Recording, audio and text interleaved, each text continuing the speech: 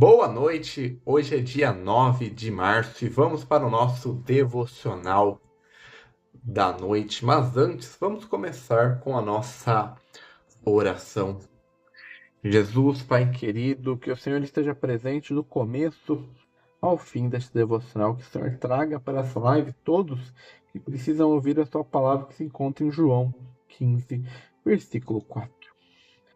Espírito Santo, se for necessário que o Senhor coloque em minha boca qualquer palavra para esse devocional. Agradeço por estar conosco nessa noite. Amém, amém e amém. Vamos lá para o nosso devocional da noite. Tem como base João, o Evangelho de João.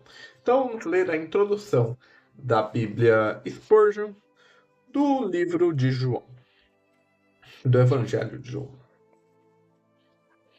O Evangelho segundo João, autor e período da escrita. O autor do Evangelho de João não é mencionado, como também não é o caso dos três evangelhos sinóticos. O escritor fica em segundo plano, atrás da mensagem de Deus. João foi uma testemunha ocular das ocorrências relatadas, como ele mesmo escreve. De fato, apenas um espectador seria capaz de fornecer detalhes claros, como cerca da 10ª hora, 6 talhas de pedra e 153 grandes peixes. O autor do Evangelho se autodenomina o discípulo a quem Jesus amou, por 5 vezes, e várias vezes o outro discípulo. Dos 3 discípulos que eram mais íntimos do Senhor Jesus, Pedro, Tiago e João, o último nunca é mencionado em todo o Evangelho. Esta reserva confirmaria a tradição da Igreja Antiga que João, o discípulo do Senhor, é o autor desse Evangelho, que é confirmado por Irineu, aluno de Policarpo de Esmirna, qual conheceu João pessoalmente. Teófilo de Antioquia citou o primeiro versículo do Evangelho por volta de 180 d.C. e nomeou João como autor. No entanto, houve outras suposições no passado, assim como nos últimos tempos. Segundo alguns, um presbítero com o mesmo nome deve ter sido o autor, contudo, não há provas irrefutáveis contra a autoria de João. Sabemos mais sobre João do que qualquer outro autor dos evangelhos. Ele foi um dos filhos de Zebedeu, que provavelmente era um pescador nas margens do lago da Galileia e empregava servos assalariados. A mãe de João e Tiago era Salomé. Ela pediu ao Senhor Jesus que seus 2 filhos se assentassem à sua direita e à sua esquerda em seu reino. O chamado de João para ser discípulo do Senhor é discípulo dos evangelhos sinóticos. João e seu irmão Tiago estavam cheios de zelo pelo Senhor. Provavelmente é por isso que eles o chamam de Boanerges, filho do trovão. Lucas relata 2 ocorrências em que João mostra grande zelo. João e seu irmão Tiago e Pedro pertenciam ao círculo interno dos apóstolos.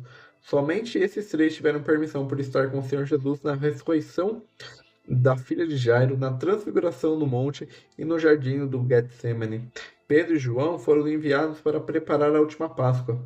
Eles também foram os primeiros discípulos que Maria Madalena encontrou no dia da ressurreição do Senhor Jesus, que viram o sepulcro vazio. João estava mais próximo do Senhor Jesus no cenáculo em Jerusalém quando os discípulos se encontraram pela última vez e finalmente ele foi o único a estar esperando de pé, próximo à cruz de seu Senhor. Também foi ele quem primeiro reconheceu o Senhor quando apareceu a eles no mar de Tiberíades. Após a ascensão do Senhor, encontramos João juntamente com Pedro testemunho pelo Senhor no capítulo 3 e 4 de Atos. Depois vemos como o representante dos apóstolos em Samaria.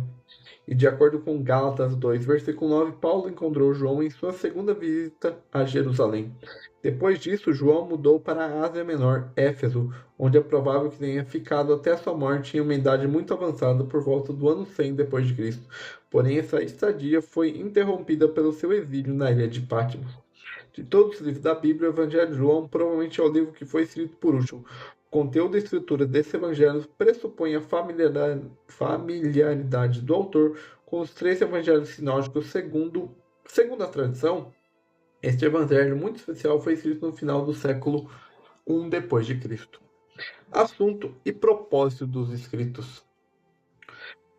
O assunto e propósito dos escritos, nenhum dos evangelhos tinham a intenção de escrever uma descrição completa da vida de Cristo de acordo com os princípios humanos. No entanto, os três primeiros escritores do evangelho apresentaram a vinda e as ações de Cristo resumidamente, desde seu batismo no Jordão até a sua ressurreição e ascensão, e é por isso que são chamados de evangelhos sinóticos. O propósito do Espírito Santo no Evangelho de João é outro. Dos 30 milagres listados nos evangelhos sinóticos, João menciona apenas um, a alimentação dos 5.000 no capítulo 5. Mas João descreve 6 outros milagres que não são mencionados em nenhum outro lugar. Isso são os 7 milagres. 7 é o número divinamente perfeito e suficiente. No entanto, João não os chama de milagres, mas sim de sinais. Ele dá a razão para isso no capítulo 20, versículos 30 e 31. E muitos outros sinais que não estão escritos nesse livro, verdadeiramente Jesus fez na presença de seus discípulos, mas estão escritas para que possam crer que Jesus é o Cristo, o Filho de Deus, e para que, crendo, tenham vida eterna através de seu nome. Essa afirmação de João é uma boa descrição do assunto e do propósito do Evangelho. O Senhor Jesus é Filho de Deus, encontramos o título Filho 29 vezes no Evangelho de João, das quais 10 vezes é descrito como Filho de Deus. Numa linguagem simples, quase infantil, com um vocabulário de cerca de 700 palavras, João nos comunica a verdade exaltada de que a palavra, o eterno Filho de Deus, se tornou carne. Portanto, ele não menciona nada como a genealogia, o nascimento ou a infância do Senhor Jesus. Em vez disso, o primeiro versículo do Evangelho leva o leitor de volta à eternidade. No princípio era a palavra. A eterna pré-existência do Filho de Deus é mencionada em João 8,58, no capítulo 17, versículo 5 e no versículo 24. O Evangelho nos fala de alguns milagres do Senhor Jesus e João nos chama simplesmente de sinais. Tudo isso serviu apenas para revelar a onipotência divina do Senhor. O homem, Jesus Cristo, é ao mesmo tempo o Deus eterno que, como o Senhor Jeová no Antigo Testamento, dizia a si mesmo: Eu sou o que sou. Quando o Senhor Jesus foi levado cativo, ele disse aos soldados: Eu sou ele. Eles recuaram e caíram no chão. Ele é o único a afirmar: Eu sou o pão da vida, eu sou a luz do mundo, eu sou a porta das ovelhas, eu sou o bom pastor, eu sou a ressurreição e a vida, eu sou o caminho, a verdade e a vida. João menciona várias vezes que o Senhor Jesus deu a vida voluntariamente. É por isso que este evangelho não menciona o tempo de oração no Getsemane. O Filho de Deus tinha poder para dar a vida e teve o poder para tomá-la novamente. Os poucos incidentes registrados por João estão em ordem cronológica, assim como no Evangelho de Marcos. João é o único evangelista mencionando 3 passos em seu evangelho. Essa é a principal razão pela qual assumimos que o serviço público do Senhor Jesus deve ter durado cerca de 3 anos. Peculiaridades. Diferença entre os evangelhos de João e os evangelhos sinóticos. O caráter especial do evangelho de João se deve parte ao relacionamento entre o Filho de Deus e o povo de Israel. Em contraste com os evangelhos sinóticos, o Senhor Jesus é apresentado como rejeitado desde o início. Repetidamente, os judeus, que são os líderes do povo, são vistos como os adversários do Senhor Jesus.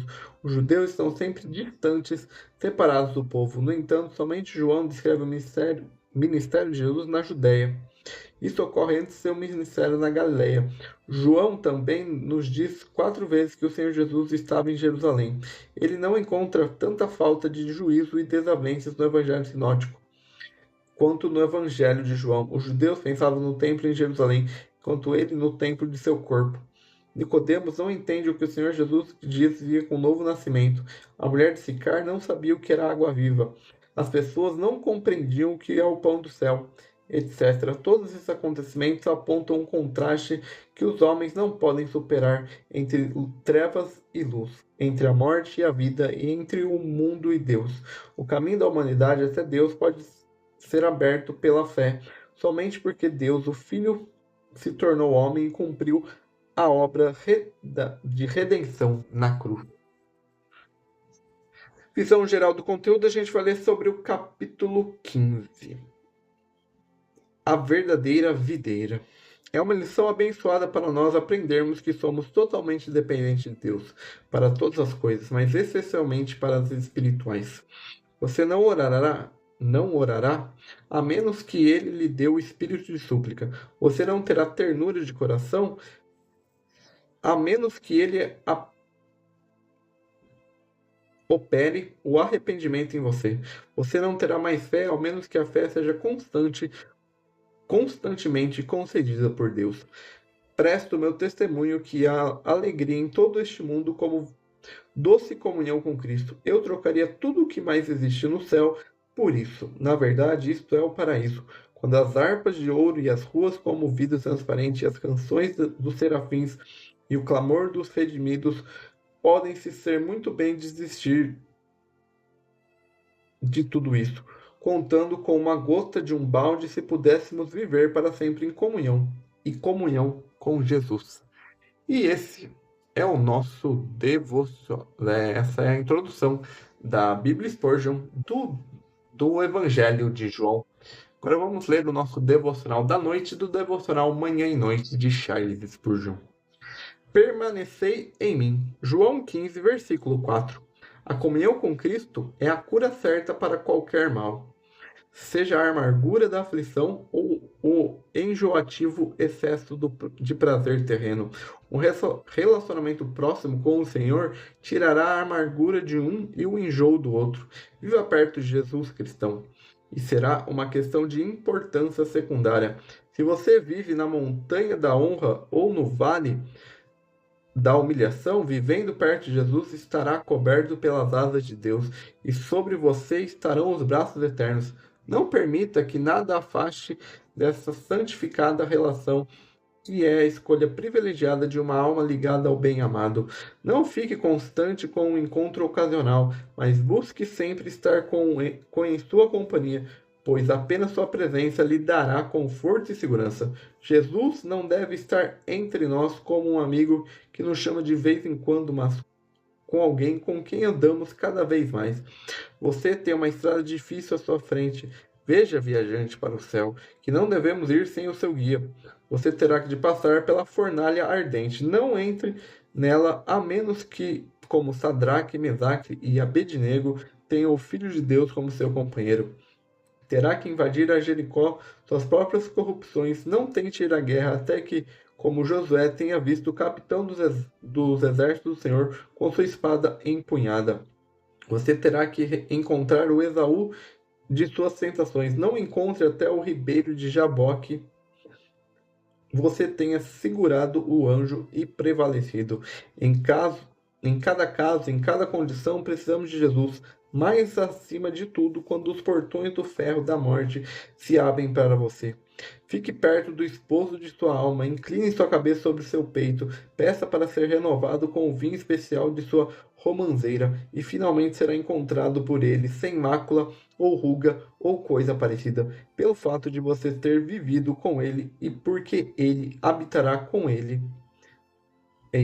ter vivido com ele, por ele aqui, habitará com ele para sempre. E esse é o nosso devocional da noite. Amanhã nós voltamos com o devocional da manhã aqui lá no Instagram, e o devocional da noite aqui no TikTok às 8 ou às 9, como eu fiz hoje. Tenha um bom início de semana, um bom resto de segunda-feira e até o próximo.